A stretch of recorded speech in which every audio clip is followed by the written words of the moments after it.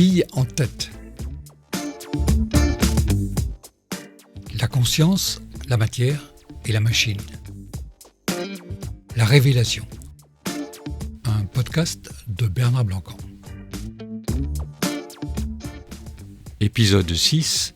La mesure des animaux.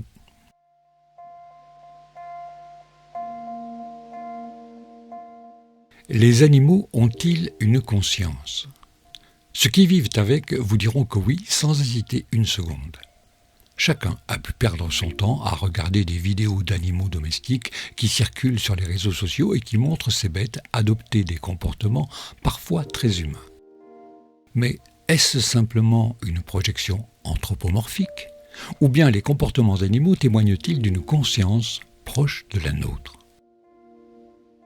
Grâce à mes mesures de la conscience à l'aide de mesures électriques de l'eau, j'ai voulu explorer ce domaine à l'aide de quelques expériences.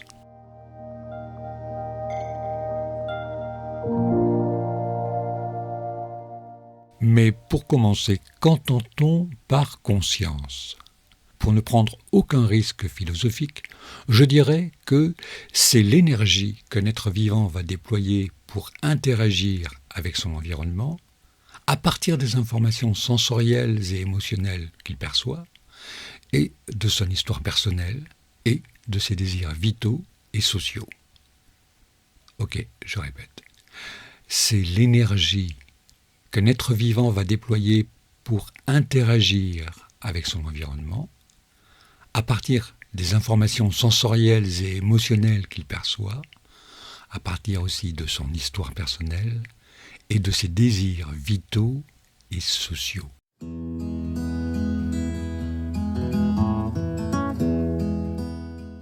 Les animaux, selon cette définition, ont une conscience.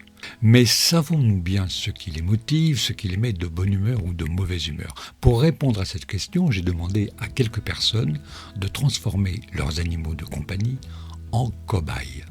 Enfin, façon de parler. Le plus difficile consistait à ce que l'animal regarde la photo d'une fiole d'eau. Alors pour faciliter la tâche des maîtres, pour les chats par exemple, je faisais une petite vidéo d'une fiole en mouvement à laquelle j'avais collé des cris de souris.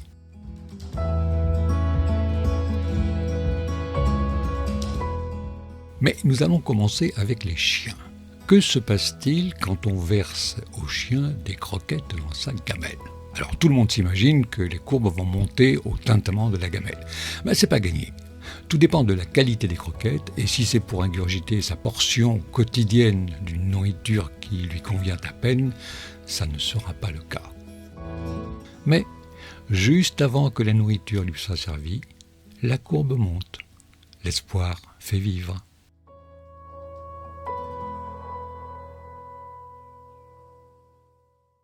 Même chose à l'approche de l'activité de la promenade. Le chien fait grimper les courbes. Il est enchanté par la perspective de gambader, d'explorer, chasser les mouches, satisfaire quelques besoins intimes tout en marquant son territoire. Mais ça ne signifie pas que toute la balade va lui plaire.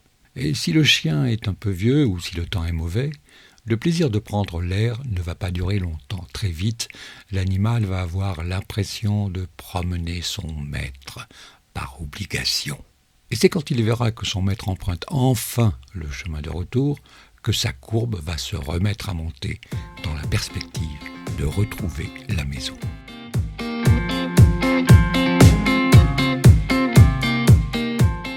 J'ai aussi fait une série d'expériences dans laquelle je mesurais à la fois un cheval et sa cavalière. Les mesures étaient limpides. Le cheval se mettait à voir ses mesures grimper à l'approche de sa cavalière. Il était aussi à chaque fois indéniable qu'il appréciait les papouilles et autres affections qu'elle lui témoignait. Le passage au box pour la préparation faisait davantage plaisir à la cavalière qu'à son cheval. Dans la série d'exercices que la cavalière proposait ensuite au cheval, d'abord sans le monter, les exercices un peu difficiles pour le cheval l'affectaient, les courbes baissaient, tandis que les exercices plus plaisants ou faciles pour lui le rendaient de bonne humeur et faisaient monter les courbes. Ce qui plaisait à la cavalière ne plaisait pas obligatoirement au cheval. Quand elle le ramenait au pré après l'entraînement, pas de tristesse particulière pour le cheval. Lui ne souffre pas, semble-t-il, du syndrome de la séparation.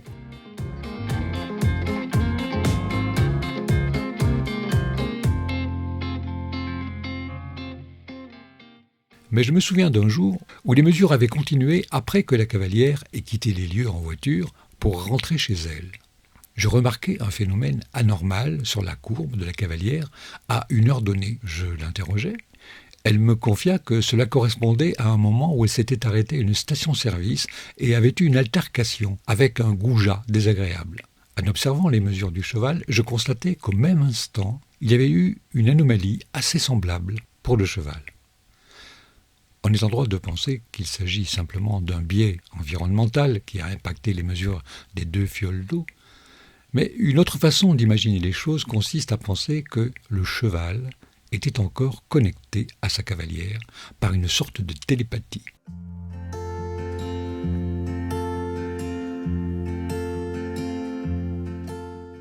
Je crois que c'est Rupert Sheldrake qui a mené tout un tas d'expériences autour des chiens qui attendent leur maître. Il avait montré de façon expérimentale que quand le maître choisissait de rentrer chez lui, quelle que soit la distance qui le sépare de son chien, le chien le sentait et se mettait à attendre derrière la porte. Pour que ce soit scientifique, la décision de rentrer était dictée au maître par une tierce personne de façon aléatoire. On ne se situait pas dans un schéma d'habitude chien-maître.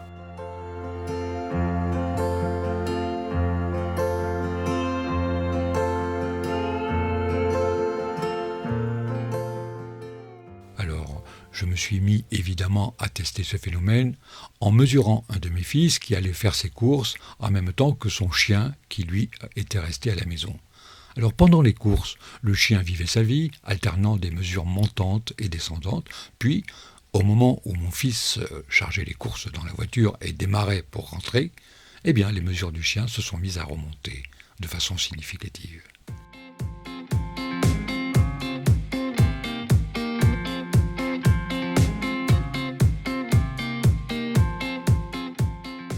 Pour résumer, ce que je mesure chez l'humain est assez archaïque et du même ordre que chez les animaux.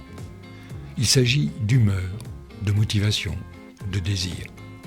Finalement, ce qui se passe dans nos têtes respectives n'est pas si différent.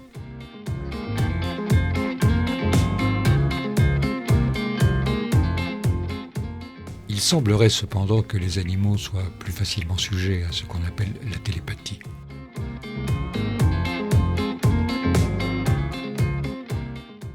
Dans le prochain épisode, nous aborderons la conscience des plantes.